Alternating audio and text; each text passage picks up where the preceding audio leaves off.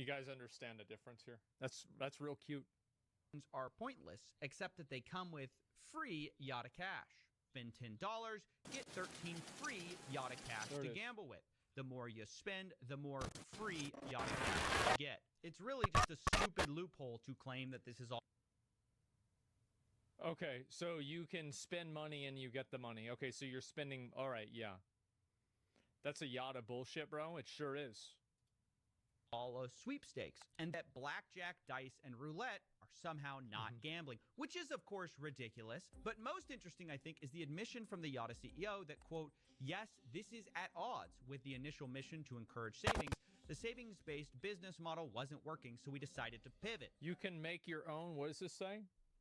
You can make your own moral judgment of whatever you want, and that's fine. Well, it's not really a moral judgment, right? It's like a logical conclusion. If the only way then that you can obtain the currency is by spending currency, then you have to spend money to get the currency, and the money can then be redeemed for currency. That's gambling. Based off of this argumentation, using chips in a casino would be the same thing, and therefore it would not be gambling. Like, you can technically get some free coin by writing them a mail since it's a sweepstakes. The currency can't be redeemed for money. They don't let you. Well, then why do you have the money? Why do you? What is the currency? You don't get the money back. Well, then why do you get the money? What does the cash do? What's the purpose to having it and spending it and betting it? Pivot, but pivot to the exact thing designed to fight stupid lotteries that waste people's money, and you pivot to just getting people hooked on actual gambling? Is that it? Yeah. It's like me starting a methadone clinic only to pivot to selling heroin because that's where the real money is. Well, it makes sense, right? I mean, you build up a bunch of people that have been taking them, then you start using against them. It's like, basically, it's like if a lion is like imagine if you're a lion and you want to make a support group from other gazelles that can't outrun lions. I feel like this would be a very profitable venture in the long term. You know? Like, this seems extremely like, very, very positive. Always been a lion. Yeah, that's amazing. Exactly, yeah. That's so predatory of truth. Why, there it is. Ridiculous, and I told their CEO as much. And to my surprise, he responded asking me for help. Quote, you can make your own moral judgment of whatever you want, that's fine, but the issue that matters is that our customers haven't been able to access their funds for nearly 3 weeks. I think you can help. And honestly, he's right. I do want to help Yada's customers not getting their money, but I can't ignore that Yada is a savings app that became a casino, the exact thing. Well, I mean, again, like, it's just convenient, right? Because if you already have people investing their money here, they don't have to worry about giving the casino. It's like if Bank of America started a casino, this would be pretty convenient because you've already got all your money there, so you don't need to worry about transferring it. They were fighting, and that's disgusting. Yeah. 2, YouTubers brought people into a financial product that is now broken, and rather than address it, of course, most of the I think it's hard for a YouTuber to take accountability for what a company does. The guy that obviously purchased ownership, he should take accountability as an owner of the company. But if you just take a sponsor from something, you can't be directly responsible for everything that sponsor does in perpetuity. I think that's kind of unfair. But deleting the video is definitely a good thing. These YouTubers who promoted it had no idea Yada would pivot from savings to gambling. Yeah, that's not fair to them. Like, they can't know that. How could they have possibly known that? Or that users' accounts would be frozen. But this is all the more reason that YouTubers should not be getting in the business of financial products, especially finance YouTubers. I've spoken to a lot of these people. I think that's probably a good point, and there's definitely a line for that, for sure, but it's also important to keep in mind that anything can pivot to anything as well. Like, there's a lot of different websites that have pivoted to doing something that's, like, bad, like, way later on, and you can't really hold people accountable after the fact because nobody has a crystal ball where they can see the future. But yeah, whenever you're a finance content creator, it's like, it's a little bit shady. I disagree. It's on the user's discretion and not be an idiot. Responsibility is determined by the courts. Shaw is getting sued for FTX bads. Yeah, I'm not sure about the specifics. I don't think it's smart to not sponsor a product you don't try yourself. Yeah, but like, what if they tried it and it worked and then the product changed in the future? Are you like proactively accountable for a mistake that's going to happen a year after the sponsorship? I don't think that's fair. How could you, like, that's crazy. People, they all tell me the same thing. Oh, I feel so bad. It's not my fault. Yeah. I had no idea. And that's all fine. Yeah. But when people bring up your name as an explicit reason they got into this savings account, it starts to ring a lot more hollow. So my brother actually told me about it. I'm pretty sure he found it through the Graham video. That would have been Graham Stephen Graham video. Graham Stephan video. Graham Stephan came out with a video. Graham Stephan, Andre Jek, guys that I like as, financial YouTubers. Yeah, this is the reason I hold financial YouTubers to a higher standard. Overwhelmingly, I find them to be more influential. Although, I have to say... Well, it's not that you hold them to a higher standard. It's that they... And I think also, like, it's not more influential. It's the consequences of their influence are more severe. So if you're giving somebody financial advice and they're spending a tremendous amount of money on that... Now, I also think that, again, this is always a... If you're letting a YouTuber tell you what to do, you're an idiot and you kind of, to some degree, deserve to lose your money. Like, there's like two different things. Like, I don't feel bad for anybody who invests money into a bank because of a YouTuber that told them to. I'm sorry. I don't feel bad for them at all. I think you get what you fucking deserve. However, this does really suck for them. It does. Again, I don't hold them or anyone else personally responsible. Yeah, sure. I hold them all irresponsible for promoting financial products. I think this is fair, right? If CoffeeZilla wants to say just overall it's irresponsible and you shouldn't promote financial products, totally fair for him to say that. Like promoting Dollar Shave Club, where people get a product and that's it. If the company goes bust, it doesn't matter. Financial products are different. You are asking people to put their money somewhere. If in 5 years that goes bust, people are going to remember you advertised it to them. That's true. And if you're uncomfortable with that, if you think your bank might blow up in 5 years, don't promote it. Shill a VPN and have a nice day. But if you insist on telling people the best place to put their money, you better not be upset when they listen. By the way, as I was editing this video, someone released a podcast sponsored by, you guessed it, Yada. Oh. This episode is brought to you by Yada. This is despite the fact that currently withdrawals are frozen. And so you can put the money in. It's like the, Hotel California. You can put the money in, but it can never leave. Now, I want to pivot myself and talk about frozen funds, which is a huge problem that goes beyond Yada and influencers. It's eternally saved, Since early May, many fintechs, including Yada and Juno and many others, have had all their user funds frozen. Up to 200,000 accounts are affected, and it's for many reasons that surprised users. See, most people saw these companies like Yada as banks. Remember, Graham Stephan even said, I bought a bank. I just bought a bank. But this isn't... Yeah, that would mean it's a bank. People would think it's a bank because he said it was a bank. That makes sense. Because you can put because if you say it's a bank, they would think it's a bank. Yeah, it's a good point.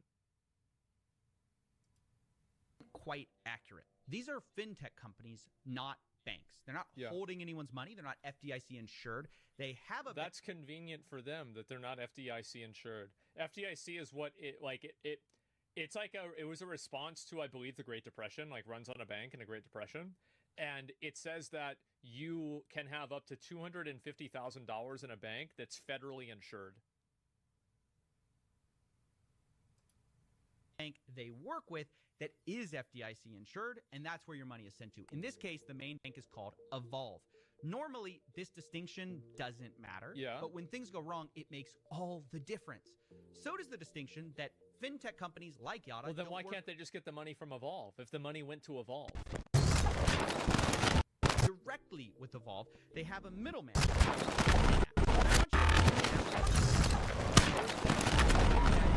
Kind of like your iPhone dongle. Remember that? Connecting a lightning cable to a headphone jack. That's Synapse, connecting banks to fintech. And I know I'm not exactly an expert on this, so I brought in someone who is to explain what happened, because the next part gets kind of confusing. My name is Jason Mikula. I spent about over a decade in fintech and banking, including Jason. Goldman Sachs. So I have some experience in the sector. What actually has gone wrong here? So the sort of proximate cause was on... If you work at Goldman Sachs and you have a mic or a webcam that is from 2009, you should have a better webcam. What are you doing?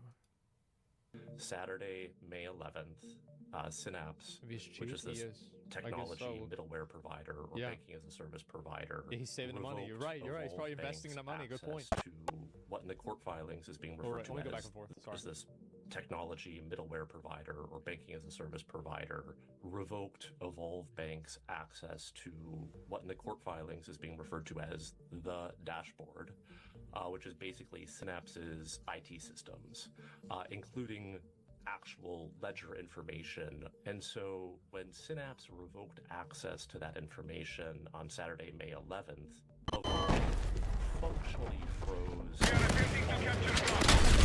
ceasing to process payments. So Evolve's decision to respond to Synapse revoking that access is what led to users being unable to access their funds beginning on May 11th and continuing through to the present. People are saying, oh, it's FDIC insured. Why isn't that working? Yeah, so it is.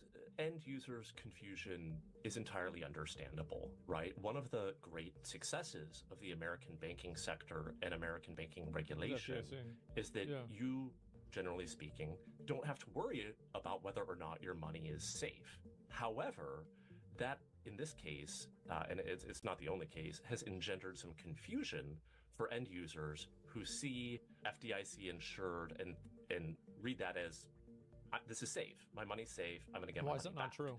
Now, what is FDIC insurance and what does it do? It protects depositors, end users, in the event that a bank fails. It's because the bank hasn't failed.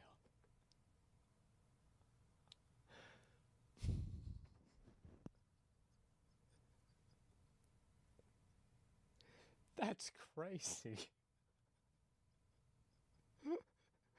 Oh my God. A bank has not failed here, and so there is no direct role for the FDIC to step in. If Evolve had failed, the FDIC would step in, seize the bank, and sort of figure out the next steps. That's obviously not what's unfolding here. Right. So if you have money frozen, it is FDIC insured from a bank failure. But in this case, banks haven't failed. It's the in-between layer that has, meaning your funds are stuck until this is fixed. But it's not exactly clear when that will be because Evolve and Synapse can't agree on who owes what. The founder of Synapse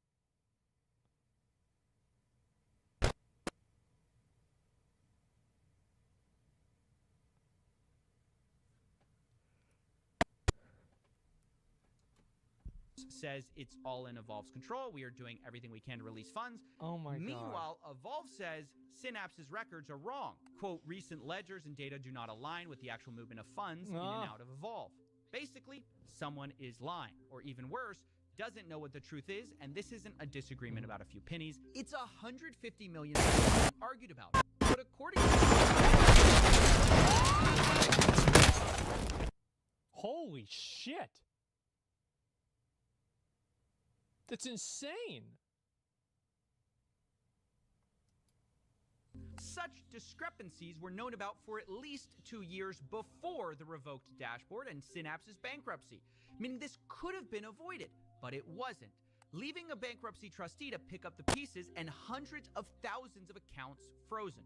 And we don't know who owes who what or when. We'll find out. But all I have to say is, who cares?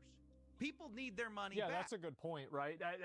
And this is like another thing. I'm really glad that he's bringing this up, is that at the end of the day, people put their money in the bank and they can't get their money out of the bank.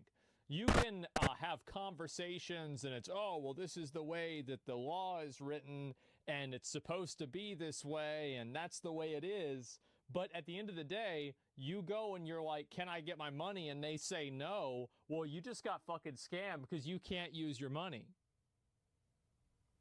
Just passing your money through two different entities before it's actually in the bank leaves more room for exploit? No way. Yeah. They were told these fintech programs were safe. Now they're stuck. Look, after talking to the people affected, I get it. Banking is complicated, especially as I spoke to Jason. That became super. I love that. Like, especially, it's the same thing as saying in video games. Whenever a server breaks down or like the servers stop working. Look, guys, making a game is hard. Like, imagine like calling fucking Chase Bank. Like, yeah. Here's the thing. We got a lot of numbers. And we gotta keep track of so many like, I mean, look. This shit ain't easy, all right? So we're gonna figure it out. We'll let you know what happens. Clear. But historically, this hasn't stopped us from helping the elite when complex banking problems come up. Remember Silicon Valley Bank? And look, I know it's a different story.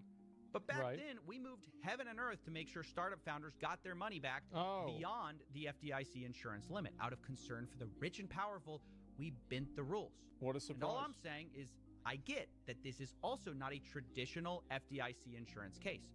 But dare I say we give regular Americans the same level of urgency and empathy. Well, it's really simple. Like, they get their money in the bank, they should be able to get their money out of the bank. And especially whenever they're adding in casino games. Like, this is clearly not good faith. It's obviously not good faith. What are we even talking about? It's not even a question. Gave to Silicon Valley founders. Yeah. We decided to bend the rules for them.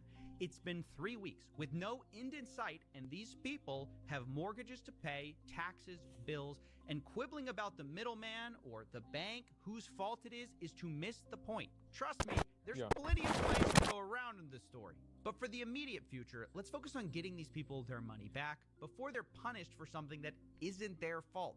Yeah. Because time is of the essence. Even if these people eventually get their money back. Well, no, it's of the essence because most people, like, isn't it like the majority of people live paycheck to paycheck? And I can guarantee you the kind of person that makes a financial decision based off of what a YouTuber tells them is probably not in a good financial position to begin with. That's probably why they invested the money in the bank to begin with. So, like, these people need their fucking money because they need to spend it.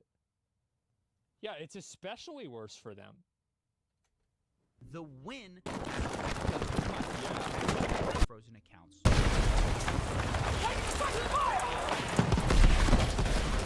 Pay rent. Been able to pay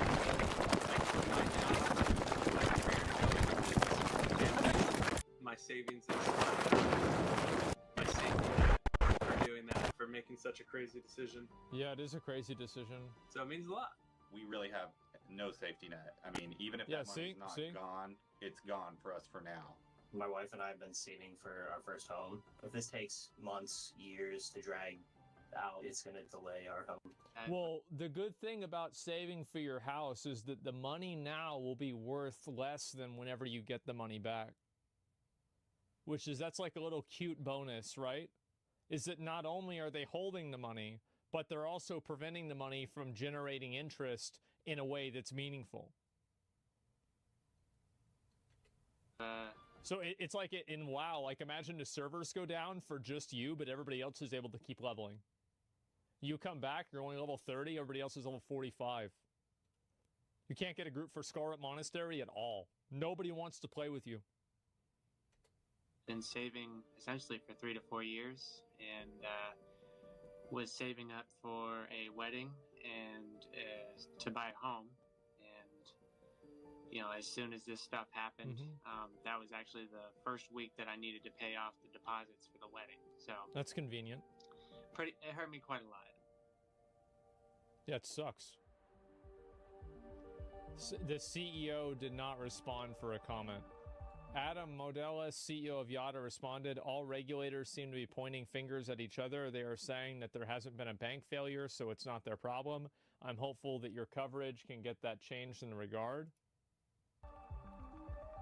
I do feel like these are kind of like two separate problems. So like the Yada bank problem where you have to spend money in order to get a currency that you're able to use in order to gamble.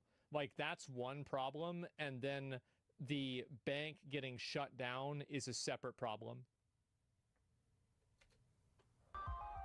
And I think that, like, the first problem implies the second problem happened voluntarily. Or, like, they didn't care about it. Because, like, you see, like, obviously, gambling, this is a bank, it's like, you know, move to gambling, and this is bad, and, like, this is an implication that, like, the bank is predatory, takes advantage of you, and then there's, like, this FDIC thing, and it could actually be an instance where might not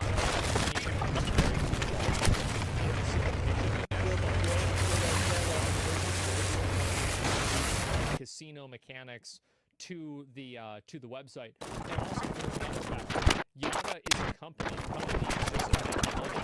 And so, why do you have the casino? Why not just get rid of it? Money, right? They're making money. That's what I would say.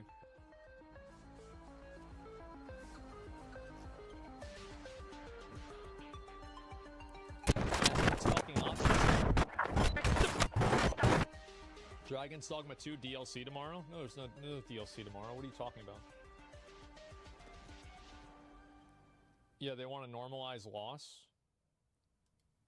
That's smart. That's smart. I like that. Crypto messaging. Yeah, it's a good idea. Not trying to be an asshole, but feels bad for these guys, but they're really playing games with their money. Yeah, no, I mean, I think that, like, again, like, CoffeeZilla is, I think, probably... Like, nobody does better work for, like, investigation into this, like, financial fraud. I'm really happy to see him do another video for this, right? It's like, you know, the Crypto Zoo thing. There was the... Oh, fuck. Like, there was another really big one. I can't remember even what it was. He's the best one for certain. Yeah, FTX. Yeah, FTX was the huge one. That's what it was. Yeah, he's great. Yeah. Please give it a sub. Give him a like. Like, he's amazing. Absolutely. Why wouldn't you actually just gamble? Because people are dumb, man. I feel bad, but I think you're a complete retard for listening to YouTubers. I think that you're stupid for making a decision like this. Like, why do you put your money in Yada Bank rather than something like Wells Fargo? I think it is a bad decision. Or like a local credit union or something like that. Like, it's a bad decision. And like, and this is the problem, right? Is like you're having two conversations at the same time that, like, people are making stupid decisions with their money, but at the same time, the stupid decisions with their money don't justify the fact that the people are taking advantage of them, right? So it's like a person is stupid, and in a way, I don't feel bad for them for being taken advantage of, but at the same time, the person who's taking advantage of them, that doesn't necessarily absolve them of guilt. So, like, anybody who put a lot of money into this account is a fucking moron, right? You're an idiot for doing that. However, just because somebody's stupid doesn't mean that you have the right to take advantage of them. It just means that I have the right to not care. Or sorry, to not feel sorry for them. Insane creator scam. The biggest creators in the world are at the center of a scam, and I don't know if I should talk about it. Okay. Some have been defrauded, others are associated, and most are plain embarrassed. But I don't want to get sued. I mean, what do you think I should do? Here, have a drink. And maybe start at the beginning? Thanks. Let's see a picture. No, I this is about Revolt, right? Yeah, I think we were like going to work with them or something, but it ended up not happening. So yeah. 2 months ago. There it is. Hello, this is CoffeeZilla. I know who you are, and I've got something for you. Tell me more. Oh my god. All right. Well, this is for sure a lie. There's no way you look that cool. Okay, maybe I exaggerated the setting a bit. Yeah. But I did get a call. Voice has been replaced for anonymity. Hello? CoffeeZilla, I've got a scam for you. It's called Revolt. Oh shit. Huge influencers, lies, people haven't been paid. What the fuck? How much are we talking? Not sure. Rumors 5 mil. And some of the merchandise still hasn't shipped. Wow. You interested? Yeah, can I source you? Holy shit. Keep me anonymous on this one. Now this sounds That more was like Mr. Beast. the coffee I know. Yeah, you're missing the point. After getting this call and finishing my very important business, I started digging around. But the same word kept cropping up. So you have heard of Revolt? Can I put this on the record? No, keep it anonymous. Okay. All right, this is great info, but how do you feel about going public? Sorry, keep my name out of it. Ooh. Keep me anonymous, please. Yeah, I Ooh. can keep you anonymous, sure. I was hitting a wall and frustrated. Little by little, though, a picture emerged. Not fully on the record, not fully off. Right. The voices of more than a dozen anonymous calls complaining about this one merch company, Revolt, run by a guy named Ryan Piacente. Isn't he the guy who runs the Misfits? Yeah, the YouTuber group. Yeah. And believe me, they'll be involved later. The point is, I was shit. hearing about this merch company, Revolt, and everyone said in 2019 through 2021, it was extremely successful, working with everyone. And of course, in exchange for this Yeah, like I've heard of Revolt, like of course. Revolt was happy to take a cut of each of these merch shops. Sure. In fact, I obtained some of Revolt's sales numbers from 2021, And how's showing that? how much only 5 of their drops made. 20 God fucking damn, bro! I need to start selling merch. million in revenue. Holy shit! Mind-blowing numbers. 183,000? Oh my God, that's a lot. These creators, who I've hidden for privacy, made $12 million. Revolt, for their cut, should have made $4 million. Right, yeah. Now that is a mystery. How do you screw up such a business making so much money? That's what I wanted to find out. Yeah, why would you mess that up? Was, no one would go public. Then you have nothing, right? Yeah. Rumors, innuendo, maybe. But if no one will talk... No, that's the thing that kills me about this story. Most of the creators did talk. Employees talked. Everyone behind the scenes, they couldn't stop talking. Yeah. This is why I'm struggling with this story. If it was just off the record, I'd kill it. If everyone was on the record... It's an easy story. Right, but it's neither. I'm in limbo. Well, the reason why people don't want to go on the record and talk about this shit is because they're afraid of getting sued. That's really the reason. Is because, like, now and